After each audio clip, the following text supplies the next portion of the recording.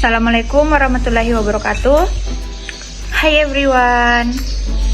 Perkenalkan, nama saya Putri Aprinita dengan nomor induk mahasiswa 154 2024 030. Prodi D3 Kebidanan. Saya mahasiswa aktif yang berasal dari Institut Kesehatan dan Dismisi Fatimah Mamuju. Baiklah, video ini saya buat untuk memenuhi tugas dari mata kuliah asuhan kebidanan dengan dosen pengampu Kiki Uniarti Talib SST MKP. Untuk lebih jelasnya, simak video berikut ini baik-baik ya. Baiklah, untuk materi yang akan saya bawakan yaitu morning sickness pada awal kehamilan. Pasti banyak dari teman-teman sekalian yang belum tahu apa sih morning sickness itu, apa sih penyebabnya dan apa pencegahannya. Baiklah, untuk pembahasan lebih rincinya simak video berikut. Sebelumnya perlu diketahui bahwa pada tubuh ibu hamil di trimester awal itu mengalami banyak perubahan, seperti rahim mulai membesar, aliran darah meningkat, lambung lebih sensitif, dan tubuh beradaptasi dengan hormon baru. Baiklah, saya akan menjelaskan tentang morning sickness. Morning sickness adalah keluhan serius atau muntah ringan hingga sedang yang dialami oleh ibu hamil sebagian besar, terutama pada trimester awal. Penyebab dari morning sickness ini adalah peningkatan hormon kehamilan, HCG dan estrogen, perubahan sensitivitas indera penciuman, perubahan metabolisme tubuh, stres atau faktor emosional. Ciri-cirinya yaitu mual dan muntah ringan, seringkali pada pagi hari, tidak menyebabkan dehidrasi berat. Ibu masih bisa makan, minum, dan beraktivitas, umumnya hilang setelah usia kehamilan 12-16 minggu. Dampak dari morning sickness ini tidak berbahaya bagi janin, tetapi dapat mempengaruhi kenyamanan ibu, namun tidak menimbulkan komplikasi serius. Mungkin banyak orang yang bertanya, apa sih morning sickness pada ibu hamil?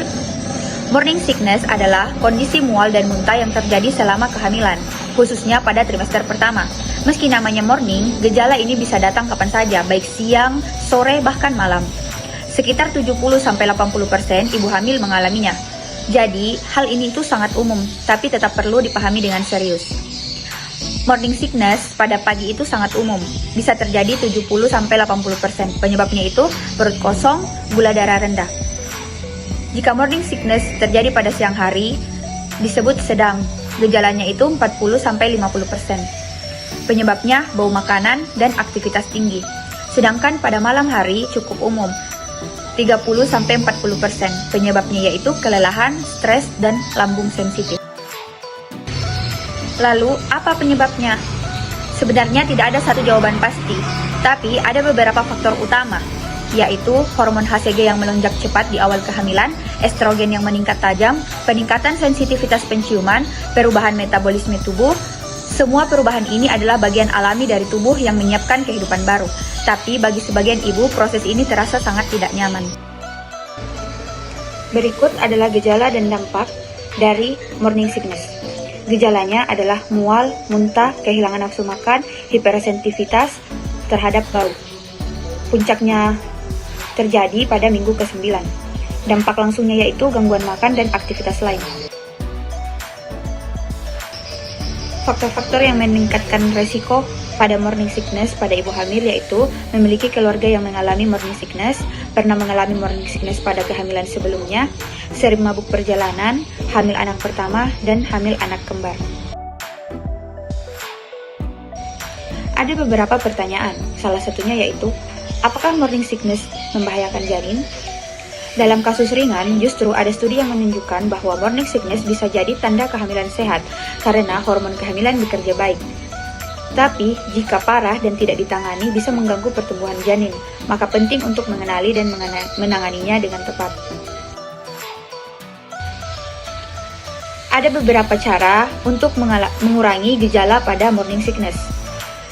Cara penanganan dalam non-medis dapat dilakukan dengan makan porsi kecil tapi sering, hindari makanan berminyak, pedas, dan berbau tajam, minum air jahe atau teh hangat, melakukan cukup istirahat, menghirup aroma lemon atau peppermint untuk meredakan mual. Hal-hal di atas sangat sederhana, tapi memberikan efek besar bagi kenyamanan ibu. Adapun pengobatan medis. Jika mual tidak tertahan, kita bisa menggunakan vitamin B6, doxilamin dengan resep dokter, antimietik ringan. Tapi penting, semua obat hanya boleh diberikan atas pengawasan medis sebagai bidan. Kita harus tahu kapan ibu butuh rujukan. Baiklah, di sini saya akan menyinggung sedikit tentang asuhan kebidanan. Mengapa bidan mempunyai peran sangat penting?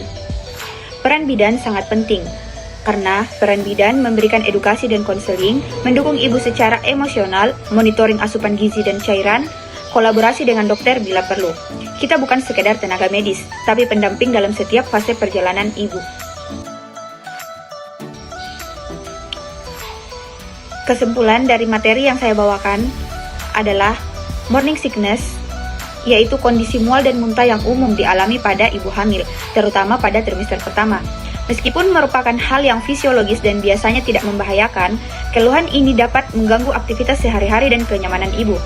Tingkat keparahannya pun berbeda-beda, sehingga penanganannya perlu disesuaikan dengan kondisi masing-masing ibu.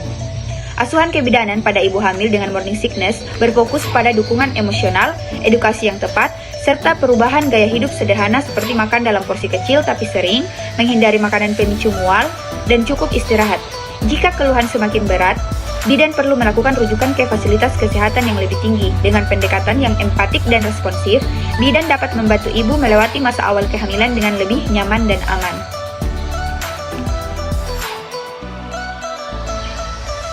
Baiklah, itulah tadi materi yang dapat saya sampaikan, kurang lebihnya mohon dimaafkan.